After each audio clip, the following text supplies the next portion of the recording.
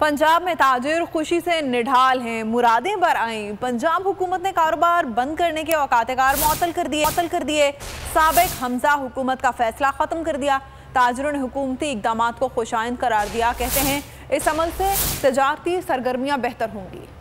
हुकूमत पंजाब का ताजिरों को बड़ा रिलीफ, दुकानें बंद करने के औकात-कार मुअत्तल। ताजिरों ने हुकूमती इक़दामात को खुशाइंद करार दे दिया। ताजिर रहनुमा शाहिद प्राचा कहते हैं कि फैसले से तिजारती सरगर्मियाँ बढ़ेंगी। शहबाजी पाबंदी लगाई थी, उसकी वजह से कारोबार बिल्कुल बंद होकर रह गए थे। ताजिर बहुत परेशान थे, बिल भी ज्यादा आ रहे थे। जो ताजिरों का आमदनी का टाइम था वो तो उन्होंने कहा जी बंद करें।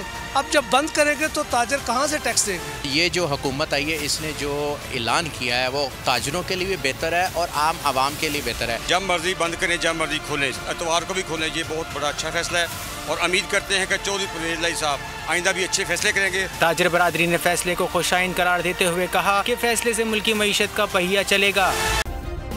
सब्सक्राइब करें और बेल दबाएं ताकि कोई खबर रह न जाए।